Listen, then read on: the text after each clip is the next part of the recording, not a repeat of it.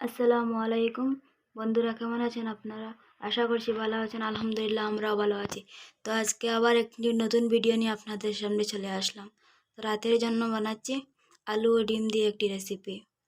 তো এখন আমি আলু, নুন, হলুদ, ডিম একসাথে মিশিয়ে নিচ্ছি। তো এখন পেস্ট বানিয়ে নিব।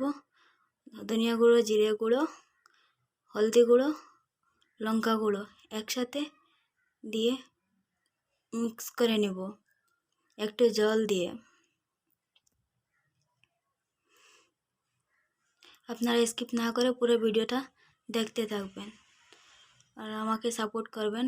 আপনাদের সাপোর্ট ও ভালোবাসার জন্য আমি আরও একটি নতুন ভিডিও নিয়ে আসতে পারবো।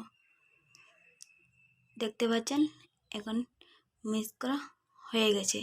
এখন চুলা জ্বালিয়ে চুলার উপরে একটি কড়াই বসিয়ে নিচ্ছি। তো এখন তেল দিয়ে দিচ্ছি। তেলের মধ্যে তেল গরম হয়ে গেছে। এখন 3টে ডিম ভেজে নিচ্ছি, একটু লাল করে নেব, দেখতে ভালো লাগবে ও খেতেও ভালো হবে। ডিম হয়ে গেছে। এখন আলু একটু লাল করে নেব, লাল করার পরে নামিয়ে নেব।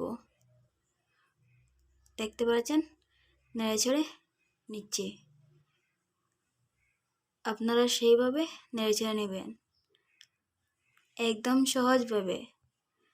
কখনো কখনো মনে হয় রাতে কী বানাবো, টেনশন হয়ে যায় না? একদম সহজভাবে, বেশিক্ষণ সময় লাগবে না। দেখতে পাচ্ছেন আমার আলু ভাজা হয়ে গেছে। এখন আবার একটু তেল দিয়ে দিচ্ছি সেই কড়াইতে। দিয়ে দিচ্ছি গোটা মশলা, গরম মশলা, দিয়ে দিচ্ছি পেঁয়াজ বাটা। আমি 2টো পেঁয়াজ বেটে নিয়েছি। এখন দিচ্ছি আদা রসুন বাটা। দেখতে পাচ্ছেন ভেজে লাল করে নিয়েছি। দিয়ে দিচ্ছি টমেটো কুচি দিয়ে দিলাম। আমি 3টে টমেটো দিয়ে দিছি। এখন দিচ্ছি স্বাদ অনুযায়ী নুন।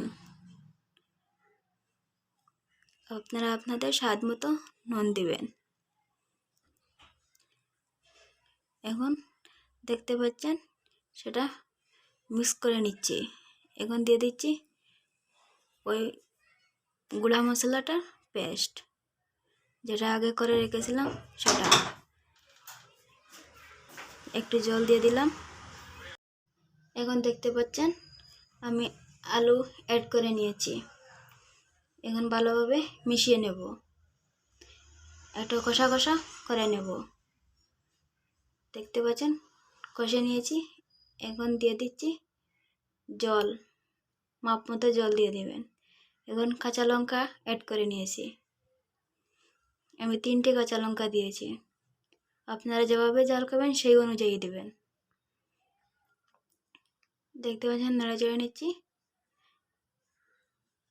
আমি ঢাকনা দেব না, কারণ ঢাকনা দেওয়ার পরে অয়েল ঢাকনাতে লেগে কালারটা নষ্ট হয়ে যায়। চাইলে আপনারা ঢাকনা দিয়ে দিতে পারেন। ফিরে আসছি 15 মিনিট পর। 15 মিনিট পর একটু বয়েল হয়ে যাবে। দিয়ে দিচ্ছি আবার একটু জল। 15 মিনিট পর আবার ফিরে আসলাম। এখন দেখতে পাচ্ছেন সেটা বয়েল হয়ে গেছে। এখন অ্যাড করে নিচ্ছি ডিম দেওয়ার পর আবার 10 মিনিট রেখে দেব হাই ফ্লেমে, ভালোভাবে হয়ে যাবে। তো দেখতে পাচ্ছেন হয়ে গেছে আমার ডিম ও আলুর একটি সুন্দর খাবার। এখন দিয়ে দিচ্ছি ধনিয়া পাতা দেওয়ার পর একটু নেড়েচেড়ে। আজকে হয়ে গেল আমার দারুণ স্বাদের আরও একটি রেসিপি। এখন আমি চুলা অফ করে নেব। Thank you. পুরো ভিডিওটা দেখার জন্য।